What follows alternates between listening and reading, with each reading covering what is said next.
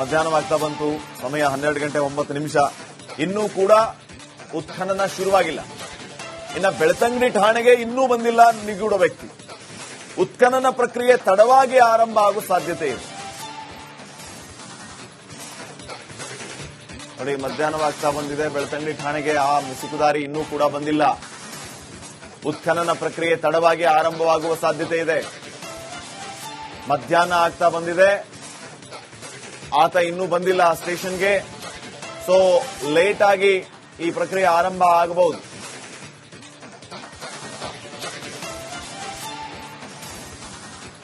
So ಈ ವ್ಯಕ್ತಿ ಬರೋದಕ್ಕೇನೆ ಈಗ ಅಧಿಕಾರಿಗಳು ಕಾದು ಕುಳಿತಿದ್ದಾರೆ.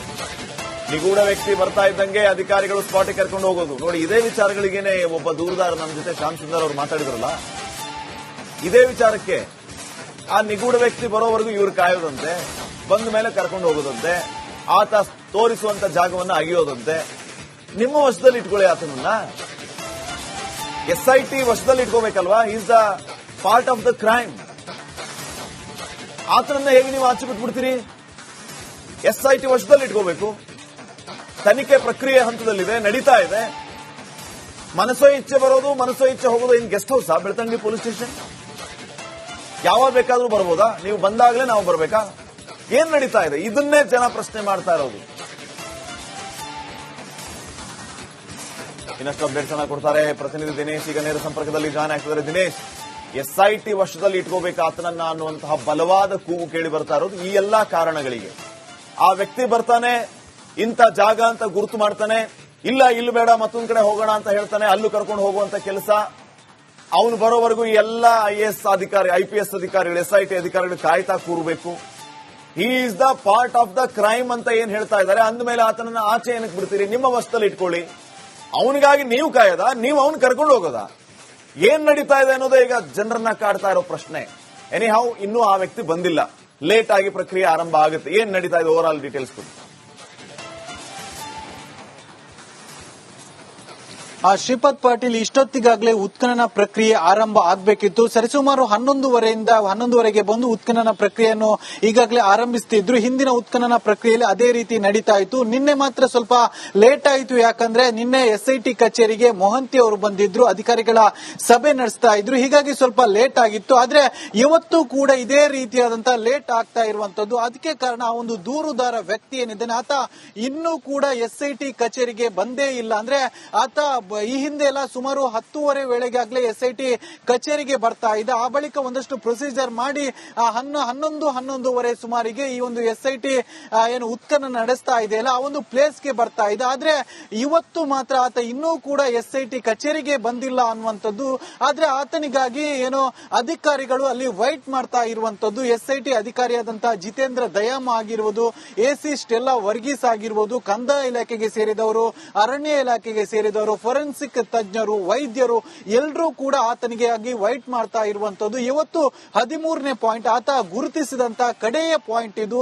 ಇಲ್ಲಿ ಉತ್ಖನನ ನಡೆಸಿದ್ರೆ ಆ ಬಳಿಕ ಅಂದ್ರೆ ಆತ ಒಟ್ಟು 13 ಪಾಯಿಂಟ್ಗಳನ್ನ ಗುರುತಿಸಿರುವಂತದ್ದು. ಇವತ್ತು 13ನೇ ಪಾಯಿಂಟ್. ಇದೊಂದು ಬೇಗ ಆದ್ರೆ ಬಳಿಕ ತನಿಖೆಗೂ ಸುಲಭ ಆಗುತ್ತೆ, ಅಥವಾ ಇತರ ಏನು ಪಾಯಿಂಟ್ ಗುರುತಿಸಲಿಕ್ಕೆ ಇದ್ರೆ ಅದಕ್ಕೂ ಕೂಡ ಸುಲಭ ಆಗುತ್ತೆ. ಆದ್ರೆ ಈ ರೀತಿಯಾಗಿ ಆತ ಲೇಟ್ ಬರ್ತಾ ಇರುವ ಕಾರಣವಾಗಿ ಒಂದಷ್ಟು ಆಕ್ರೋಶಗಳು ಕೂಡ ಕೇಳಿ ಬರ್ತಾ ಇರುವಂತದ್ದು. ಜೊತೆಗೆ ಶ್ಯಾಮ್ ಸುಂದರ್ ಅನ್ನುವಂಥವ್ರು ಈ ಕುರಿತೊಂದು ಕಂಪ್ಲೇಂಟ್ ಅನ್ನು ಕೂಡ ನೀಡಿರುವಂತದ್ದು. ಆತ ವಕೀಲರ ಜೊತೆ ಹೋಗುವಂತದ್ದು, ಬೆಳಗ್ಗೆ ವಕೀಲರ ಜೊತೆಗೆ ಬರ್ತಾ ಇದ್ದಾನೆ, ಇದು ಸರಿಯಲ್ಲ. ಆತನನ್ನ SIT ತಮ್ಮ ವಶಕ್ಕೆ ತೆಗೆದುಕೊಳ್ಬೇಕು ಅಂತ ಅವರು ದೂರಿನಲ್ಲಿ ಆಗ್ರಹ ಮಾಡಿರುವಂತದ್ದು. ಅಂದ್ರೆ ಆತ ವ್ಯಕ್ತಿ ಏನಿದ್ದಾನೆ ಬೆಳಗ್ಗೆ ವಕೀಲರ ಜೊತೆ ಬರ್ತಾನೆ, ಆತ ಎಲ್ಲಿ ಇರ್ತಾನೆ ಅನ್ನುವಂಥದ್ದು ಗೊತ್ತಿಲ್ಲ. ಅವರು ಹೇಳುವ ಪ್ರಕಾರವಾಗಿ ಆತ ವಕೀಲರ ಜೊತೆ ಮಂಗಳೂರಿನಲ್ಲಿ ಇರೋದಲ್ಲ, ಆತ ವಕೀಲರ ಜೊತೆ ಏನು ಉಜಿರೆಯ ಓರ್ವ ಹೋರಾಟಗಾರರ ಮನೆಗೆ ಹೋಗಿ ಅಲ್ಲಿ ಇರ್ತಾನೆ, ಆ ಬಳಿಕ ಬೆಳಗ್ಗೆ ಬರ್ತಾನೆ ಅನ್ನುವಂಥದ್ದು ಅವರು ಹೇಳ್ತಾ ಇರುವಂತದ್ದು. ಇದು ಸರಿಯಲ್ಲ. ಆತನಿಗೆ ಒಂದಷ್ಟು ಆತನ ಮೇಲೆ ಪ್ರಭಾವ ಬೀರುವಂತಹ ಸಾಧ್ಯತೆಗಳು ಕೂಡ ಇದೆ. ಈ ರೀತಿಯಾಗಿ ಆದ್ರೆ ನಿಷ್ಪಕ್ಷವಾದಂತಹ ಒಂದು ತನಿಖೆ ಸಾಧ್ಯ ಇಲ್ಲ. ಹೀಗಾಗಿ ತನಿಖೆ ಅನ್ನುವಂಥದ್ದು ಸುಗಮವಾಗಿ ನಡಿಬೇಕು. ತನಿಖೆ ಅನ್ನುವಂಥದ್ದು ಒಂದು ಪಾರದರ್ಶಕವಾಗಿ ನಡಿಬೇಕಿದ್ರೆ ಆತನನ್ನ ವಶಕ್ಕೆ ಪಡೆದುಕೊಂಡು SIT ಅಧಿಕಾರಿಗಳು ತನಿಖೆಯನ್ನು ಮಾಡಬೇಕು. ಮತ್ತು ಆ ಒಂದು ವಶಕ್ಕೆ ಪಡೆದುಕೊಂಡ್ರೆ ತನಿಖೆಯ ವೇಗ ಕೂಡ ಹೆಚ್ಚಾಗುತ್ತೆ. ಅಂದ್ರೆ ಆತ ಲೇಟ್ ಆಗಿ ಬರೋದು, ಈ ರೀತಿಯಾಗಿ ಕಾರಣಕ್ಕಾಗಿ ಹೀಗಾಗಿ ತನಿಖೆ ಉತ್ಖನನ ತನಿಖೆ ಅನ್ನುವಂಥದ್ದು ಬಹಳಷ್ಟು ಲೇಟ್ ಆಗುತ್ತೆ. ಹೀಗಾಗಿ ಆತನನ್ನ ವಶಕ್ಕೆ ಪಡೆದ್ರೆ ಈ ಒಂದು ತನಿಖೆಯ ಪ್ರೊಸೆಸ್ ಅನ್ನೋದೇನಿದೆ ಅದು ಬಹಳಷ್ಟು ವೇಗ ಪಡೆಯುವುದಕ್ಕೆ ಸಾಧ್ಯತೆ ಇದೆ ಅನ್ನುವಂಥದ್ದು ಅವರ ವಾದವಾಗಿತ್ತು. ಇವತ್ತು ಎಸ್ಐಟಿ ಕಚೇರಿಗೆ ದೂರು ಕೂಡ ನೀಡಿರುವಂತದ್ದು. ಎಸ್ಐಟಿ ಅಧಿಕಾರಿಗಳ ಒಂದು ದೂರನ್ನು ತೆಗೆದುಕೊಂಡು ಪರಿಶೀಲನೆ ಮಾಡ್ತೀವಿ ಅನ್ನುವಂಥದ್ದು ಹೇಳಿರುವಂತದ್ದು. ಜೊತೆಗೆ ಅವರಿಗೊಂದು ಸಲಹೆಯನ್ನು ಕೂಡ ನೀಡಿರುವಂತದ್ದು. ಇಂತಹ ದೂರುಗಳನ್ನ ಸ್ಥಳೀಯ ಪೊಲೀಸ್ ಠಾಣೆಯಲ್ಲಿ ನೀಡಿ ಅನ್ನುವಂತಹ ಸಲಹೆಯನ್ನು ಕೂಡ ನೀಡ್ತಾ ಇರುವಂತದ್ದು. ಒಟ್ಟಿನಲ್ಲಿ ಇವತ್ತು 9ನೇ ದಿನದ ಉತ್ಖನನ ಪ್ರಕ್ರಿಯೆ 13ನೇ ಪಾಯಿಂಟ್ ನಲ್ಲಿ ಇಷ್ಟೊತ್ತಿಗಾಗಲೇ ಆರಂಭ ಆಗಬೇಕಿತ್ತು. ಆದ್ರೆ ದೂರುದಾರ ವ್ಯಕ್ತಿ ಏನಿದ್ದಾನೆ ಆತ ಇನ್ನೂ ಕೂಡ ಬೆಳ್ತಂಗಡಿಯಲ್ಲಿ ಇರುವಂತಹ ಎಸ್ಐಟಿ ಕಚೇರಿಗೆ ಬಂದಿಲ್ಲ. ಹೀಗಾಗಿ ಬಹಳಷ್ಟು ಡಿಲೇ ಆಗ್ತಾ ಇದೆ. ಆತನಿಗೆ ಎಸ್ಐಟಿ ಅಧಿಕಾರಿಗಳು ಜೊತೆಗೆ ಕಂದಾಯ ಇಲಾಖೆ ಅಧಿಕಾರಿಗಳು ಮಾಹಿತಿಗಾಗಿ ಮಧ್ಯಾಹ್ನವಾಗ್ತಾ ಬಂತು. ಸಮಯ 12:09. ಇನ್ನೂ ಕೂಡ ಉತ್ಖನನ ಶುರುವಾಗಿಲ್ಲ. ಇನ್ನ ಬೆಳ್ತಂಗಡಿ ಠಾಣೆಗೆ ಇನ್ನೂ ಬಂದಿಲ್ಲ ನಿಗೂಢ ವ್ಯಕ್ತಿ.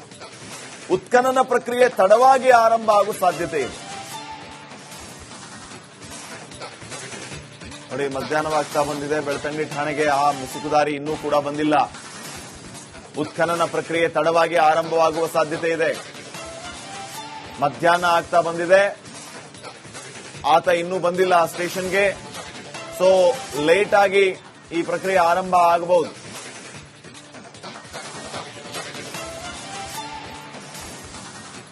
ಸೊ ಈ ವ್ಯಕ್ತಿ ಬರೋದಕ್ಕೇನೆ ಈಗ ಅಧಿಕಾರಿಗಳು ಕಾದು ಕುಳಿತಿದ್ದಾರೆ. ನಿಗೂಢ ವ್ಯಕ್ತಿ ಬರ್ತಾ ಇದ್ದಂಗೆ ಅಧಿಕಾರಿಗಳು ಸ್ಪಾಟಿಗೆ ಕರ್ಕೊಂಡು ಹೋಗೋದು. ನೋಡಿ, ಇದೇ ವಿಚಾರಗಳಿಗೇನೆ ಒಬ್ಬ ದೂರುದಾರ ನಮ್ಮ ಜೊತೆ ಶ್ಯಾಮ್ ಸುಂದರ್ ಅವರು ಮಾತಾಡಿದ್ರಲ್ಲ, ಇದೇ ವಿಚಾರಕ್ಕೆ ಆ ನಿಗೂಢ ವ್ಯಕ್ತಿ ಬರೋವರೆಗೂ ಇವರು ಕಾಯೋದಂತೆ, ಬಂದ ಮೇಲೆ ಕರ್ಕೊಂಡು ಹೋಗೋದಂತೆ, ಆತ ತೋರಿಸುವಂತ ಜಾಗವನ್ನು ಅಗಿಯೋದಂತೆ. ನಿಮ್ಮ ವಶದಲ್ಲಿ ಇಟ್ಕೊಳ್ಳಿ ಆತನನ್ನ. ಎಸ್ಐಟಿ ವಶದಲ್ಲಿ ಇಟ್ಕೋಬೇಕಲ್ವಾ? Is the part of the crime. ಆತನನ್ನ ಹೇಗೆ ನೀವು ಆಚೆ ಬಿಟ್ಬಿಡ್ತೀರಿ? ಎಸ್ಐಟಿ ವಶದಲ್ಲಿ ಇಟ್ಕೋಬೇಕು. ತನಿಖೆ ಪ್ರಕ್ರಿಯೆ ಹಂತದಲ್ಲಿದೆ, ನಡೀತಾ ಇದೆ. ಮನಸೋ ಇಚ್ಛೆ ಬರೋದು, ಮನಸೋ ಇಚ್ಛೆ ಹೋಗೋದು. In guest house Belthangady police station ಯಾವಾಗ ಬೇಕಾದ್ರೂ ಬರ್ಬೋದಾ? ನೀವು ಬಂದಾಗಲೇ ನಾವು ಬರ್ಬೇಕಾ? ಏನ್ ನಡೀತಾ ಇದೆ? ಇದನ್ನೇ ಜನ ಪ್ರಶ್ನೆ ಮಾಡ್ತಾ ಇರೋದು. ಇನ್ನಷ್ಟು ಅಪ್ಡೇಟ್ಸ್ ಅನ್ನ ಕೊಡ್ತಾರೆ ಪ್ರತಿನಿಧಿ ದಿನೇಶ್. ಈಗ ನೇರ ಸಂಪರ್ಕದಲ್ಲಿ ಜಾಯ್ನ್ ಆಗ್ತಿದ್ದಾರೆ. ದಿನೇಶ್, ಎಸ್ಐಟಿ ವಶದಲ್ಲಿ ಇಟ್ಕೋಬೇಕು ಆತನನ್ನ ಅನ್ನುವಂತಹ ಬಲವಾದ ಕೂಗು ಕೇಳಿ ಬರ್ತಾ ಇರೋದು ಈ ಎಲ್ಲಾ ಕಾರಣಗಳಿಗೆ. ಆ ವ್ಯಕ್ತಿ ಬರ್ತಾನೆ, ಇಂಥ ಜಾಗ ಅಂತ ಗುರುತು ಮಾಡ್ತಾನೆ, ಇಲ್ಲ ಇಲ್ಲಿ ಬೇಡ ಮತ್ತೊಂದ್ ಕಡೆ ಹೋಗೋಣ ಅಂತ ಹೇಳ್ತಾನೆ, ಅಲ್ಲೂ ಕರ್ಕೊಂಡು ಹೋಗುವಂತ ಕೆಲಸ.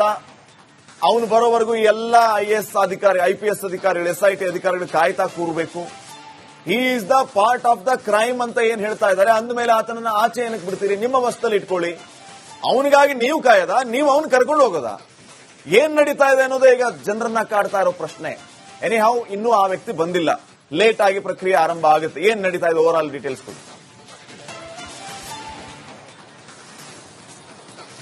ಶ್ರೀಪಾದ್ ಪಾಟೀಲ್, ಇಷ್ಟೊತ್ತಿಗಾಗಲೇ ಉತ್ಖನನ ಪ್ರಕ್ರಿಯೆ ಆರಂಭ ಆಗಬೇಕಿತ್ತು. ಸರಿಸುಮಾರು 11:30 ಬಂದು ಉತ್ಖನನ ಪ್ರಕ್ರಿಯೆಯನ್ನು ಈಗಾಗಲೇ ಆರಂಭಿಸುತ್ತಿದ್ರು. ಹಿಂದಿನ ಉತ್ಖನನ ಪ್ರಕ್ರಿಯೆಯಲ್ಲಿ ಅದೇ ರೀತಿ ನಡೀತಾ ಇತ್ತು. ನಿನ್ನೆ ಮಾತ್ರ ಸ್ವಲ್ಪ ಲೇಟ್ ಆಯಿತು. ಯಾಕಂದ್ರೆ ನಿನ್ನೆ ಎಸ್ಐಟಿ ಕಚೇರಿಗೆ ಮೊಹಂತಿ ಅವರು ಬಂದಿದ್ರು, ಅಧಿಕಾರಿಗಳ ಸಭೆ ನಡೆಸ್ತಾ ಇದ್ರು. ಹೀಗಾಗಿ ಸ್ವಲ್ಪ ಲೇಟ್ ಆಗಿತ್ತು. ಆದ್ರೆ ಇವತ್ತು ಕೂಡ ಇದೇ ರೀತಿಯಾದಂತಹ ಲೇಟ್ ಆಗ್ತಾ ಇರುವಂತದ್ದು. ಅದಕ್ಕೆ ಕಾರಣ ಆ ಒಂದು ದೂರುದಾರ ವ್ಯಕ್ತಿ ಏನಿದ್ದಾನೆ ಆತ ಇನ್ನೂ ಕೂಡ ಎಸ್ಐಟಿ ಕಚೇರಿಗೆ ಬಂದೇ ಇಲ್ಲ. ಅಂದ್ರೆ ಆತ ಈ ಹಿಂದೆ ಎಲ್ಲ ಸುಮಾರು 10:30 ವೇಳೆಗಾಗಲೇ ಎಸ್ಐಟಿ ಕಚೇರಿಗೆ ಬರ್ತಾ ಇದೆ. ಆ ಬಳಿಕ ಒಂದಷ್ಟು ಪ್ರೊಸೀಜರ್ ಮಾಡಿ 11:30 ಸುಮಾರಿಗೆ ಈ ಒಂದು ಎಸ್ಐಟಿ ಏನು ಉತ್ಖನನ ನಡೆಸ್ತಾ ಇದೆಯಲ್ಲ ಆ ಒಂದು ಪ್ಲೇಸ್ಗೆ ಬರ್ತಾ ಇದೆ. ಆದ್ರೆ ಇವತ್ತು ಮಾತ್ರ ಆತ ಇನ್ನೂ ಕೂಡ ಎಸ್ಐಟಿ ಕಚೇರಿಗೆ ಬಂದಿಲ್ಲ ಅನ್ನುವಂಥದ್ದು. ಆದ್ರೆ ಆತನಿಗಾಗಿ ಏನೋ ಅಧಿಕಾರಿಗಳು ಅಲ್ಲಿ ವೈಟ್ ಮಾಡ್ತಾ ಇರುವಂತದ್ದು. ಎಸ್ಐಟಿ ಅಧಿಕಾರಿಯಾದಂತಹ ಜಿತೇಂದ್ರ ದಯಾಮ ಆಗಿರುವುದು, AC ಸ್ಟೆಲ್ಲಾ ವರ್ಗೀಸ್ ಆಗಿರುವುದು, ಕಂದಾಯ ಇಲಾಖೆಗೆ ಸೇರಿದವರು, ಅರಣ್ಯ ಇಲಾಖೆಗೆ ಸೇರಿದವರು, ಫೋರೆನ್ಸಿಕ್ ತಜ್ಞರು, ವೈದ್ಯರು ಎಲ್ಲರೂ ಕೂಡ ಆತನಿಗೆ ಆಗಿ ವೈಟ್ ಮಾಡ್ತಾ ಇರುವಂತದ್ದು. ಇವತ್ತು 13ನೇ ಪಾಯಿಂಟ್ ಆತ ಗುರುತಿಸಿದಂತಹ ಕಡೆಯ ಪಾಯಿಂಟ್ ಇದು. ಇಲ್ಲಿ ಉತ್ಖನನ ನಡೆಸಿದ್ರೆ ಆ ಬಳಿಕ ಅಂದ್ರೆ ಆತ ಒಟ್ಟು 13 ಪಾಯಿಂಟ್ಗಳನ್ನ ಗುರುತಿಸಿರುವಂತದ್ದು. ಇವತ್ತು 13ನೇ ಪಾಯಿಂಟ್. ಇದೊಂದು ಬೇಗ ಆದ್ರೆ ಆ ಬಳಿಕ ತನಿಖೆಗೂ ಸುಲಭ ಆಗುತ್ತೆ, ಅಥವಾ ಇತರ ಏನು ಪಾಯಿಂಟ್ ಗುರುತಿಸಲಿಕ್ಕೆ ಇದ್ರೆ ಅದಕ್ಕೂ ಕೂಡ ಸುಲಭ ಆಗುತ್ತೆ. ಆದ್ರೆ ಈ ರೀತಿಯಾಗಿ ಆತ ಲೇಟ್ ಬರ್ತಾ ಇರುವ ಕಾರಣವಾಗಿ ಒಂದಷ್ಟು ಆಕ್ರೋಶಗಳು ಕೂಡ ಕೇಳಿ ಬರ್ತಾ ಇರುವಂತದ್ದು. ಜೊತೆಗೆ ಶ್ಯಾಮ್ ಸುಂದರ್ ಅನ್ನುವಂಥವ್ರು ಅವರು ಈ ಕುರಿತೊಂದು ಕಂಪ್ಲೇಂಟ್ ಅನ್ನು ಕೂಡ ನೀಡಿರುವಂತದ್ದು. ಆತ ವಕೀಲರ ಜೊತೆ ಹೋಗುವಂತದ್ದು, ಬೆಳಗ್ಗೆ ವಕೀಲರ ಜೊತೆಗೆ ಬರ್ತಾ ಇದ್ದಾನೆ, ಇದು ಸರಿಯಲ್ಲ, ಆತನನ್ನ ಎಸ್ಐಟಿ ತಮ್ಮ ವಶಕ್ಕೆ ತೆಗೆದುಕೊಳ್ಬೇಕು ಅಂತ ಅವರು ದೂರಿನಲ್ಲಿ ಆಗ್ರಹ ಮಾಡಿರುವಂತದ್ದು. ಅಂದ್ರೆ ಆತ ವ್ಯಕ್ತಿ ಏನಿದ್ದಾನೆ ಬೆಳಗ್ಗೆ ವಕೀಲರ ಜೊತೆ ಬರ್ತಾನೆ, ಆತ ಎಲ್ಲಿ ಇರ್ತಾನೆ ಅನ್ನುವಂಥದ್ದು ಗೊತ್ತಿಲ್ಲ. ಅವರು ಹೇಳುವ ಪ್ರಕಾರವಾಗಿ ಆತ ವಕೀಲರ ಜೊತೆ ಮಂಗಳೂರಿನಲ್ಲಿ ಇರೋದಲ್ಲ, ಆತ ಆ ವಕೀಲರ ಜೊತೆ ಏನು ಉಜಿರೆಯ ಓರ್ವ ಹೋರಾಟಗಾರರ ಮನೆಗೆ ಹೋಗಿ ಅಲ್ಲಿ ಇರ್ತಾನೆ, ಆ ಬಳಿಕ ಬೆಳಗ್ಗೆ ಬರ್ತಾನೆ ಅನ್ನುವಂಥದ್ದು ಅವರು ಹೇಳ್ತಾ ಇರುವಂತದ್ದು. ಇದು ಸರಿಯಲ್ಲ, ಆತನಿಗೆ ಒಂದಷ್ಟು ಆತನ ಮೇಲೆ ಪ್ರಭಾವ ಬೀರುವಂತಹ ಸಾಧ್ಯತೆಗಳು ಕೂಡ ಇದೆ. ಈ ರೀತಿಯಾಗಿ ಆದ್ರೆ ನಿಷ್ಪಕ್ಷವಾದಂತಹ ಒಂದು ತನಿಖೆ ಸಾಧ್ಯ ಅಲ್ಲ. ಹೀಗಾಗಿ ತನಿಖೆ ಅನ್ನುವಂಥದ್ದು ಸುಗಮವಾಗಿ ನಡಿಬೇಕು, ತನಿಖೆ ಅನ್ನುವಂಥದ್ದು ಒಂದು ಪಾರದರ್ಶಕವಾಗಿ ನಡಿಬೇಕಿದ್ರೆ ಆತನನ್ನ ವಶಕ್ಕೆ ಪಡೆದುಕೊಂಡು ಎಸ್ಐಟಿ ಅಧಿಕಾರಿಗಳು ತನಿಖೆಯನ್ನು ಮಾಡಬೇಕು ಮತ್ತು ಆ ಒಂದು ವಶಕ್ಕೆ ಪಡೆದುಕೊಂಡ್ರೆ ತನಿಖೆಯ ವೇಗ ಕೂಡ ಹೆಚ್ಚಾಗುತ್ತೆ. ಅಂದ್ರೆ ಆತ ಲೇಟ್ ಆಗಿ ಬರೋದು, ಈ ರೀತಿಯಾಗಿ ಕಾರಣಕ್ಕಾಗಿ ಉತ್ಖನನ ತನಿಖೆ ಅನ್ನುವಂಥದ್ದು ಬಹಳಷ್ಟು ಲೇಟ್ ಆಗುತ್ತೆ. ಹೀಗಾಗಿ ಆತನನ್ನ ವಶಕ್ಕೆ ಪಡೆದ್ರೆ ಈ ಒಂದು ತನಿಖೆಯ ಪ್ರೊಸೆಸ್ ಅನ್ನೋದೇನಿದೆ ಅದು ಬಹಳಷ್ಟು ವೇಗ ಪಡೆಯುವುದಕ್ಕೆ ಸಾಧ್ಯತೆ ಇದೆ ಅನ್ನುವಂಥದ್ದು ಅವರ ವಾದವಾಗಿತ್ತು. ಇವತ್ತು ಎಸ್ಐಟಿ ಕಚೇರಿಗೆ ದೂರು ಕೂಡ ನೀಡಿರುವಂತದ್ದು. ಎಸ್ಐಟಿ ಅಧಿಕಾರಿಗಳ ಆ ಒಂದು ದೂರನ್ನು ತೆಗೆದುಕೊಂಡು ಪರಿಶೀಲನೆ ಮಾಡ್ತೀವಿ ಅನ್ನುವಂಥದ್ದು ಹೇಳಿರುವಂತದ್ದು. ಜೊತೆಗೆ ಅವರಿಗೊಂದು ಸಲಹೆಯನ್ನು ಕೂಡ ನೀಡಿರುವಂತದ್ದು. ಇಂತಹ ದೂರುಗಳನ್ನ ಸ್ಥಳೀಯ ಪೊಲೀಸ್ ಠಾಣೆಯಲ್ಲಿ ನೀಡಿ ಅನ್ನುವಂತಹ ಸಲಹೆಯನ್ನು ಕೂಡ ನೀಡ್ತಾ ಇರುವಂತದ್ದು. ಒಟ್ಟಿನಲ್ಲಿ ಇವತ್ತು ಏನು 9ನೇ ದಿನದ ಏನು ಉತ್ಖನನ ಪ್ರಕ್ರಿಯೆ 13ನೇ ಪಾಯಿಂಟ್ ನಲ್ಲಿ ಇಷ್ಟೊತ್ತಿಗಾಗಲೇ ಆರಂಭ ಆಗ್ಬೇಕಿತ್ತು. ಆದ್ರೆ ದೂರುದಾರ ವ್ಯಕ್ತಿ ಏನಿದ್ದಾನೆ ಆತ ಇನ್ನೂ ಕೂಡ ಬೆಳ್ತಂಗಡಿಯಲ್ಲಿ ಇರುವಂತಹ ಎಸ್ಐಟಿ ಕಚೇರಿಗೆ ಬಂದಿಲ್ಲ. ಹೀಗಾಗಿ ಬಹಳಷ್ಟು ಡಿಲೇ ಆಗ್ತಾ ಇದೆ. ಆತನಿಗೆ ಎಸ್ಐಟಿ ಅಧಿಕಾರಿಗಳು ಜೊತೆಗೆ ಕಂದಾಯ ಇಲಾಖೆ ಅಧಿಕಾರಿಗಳು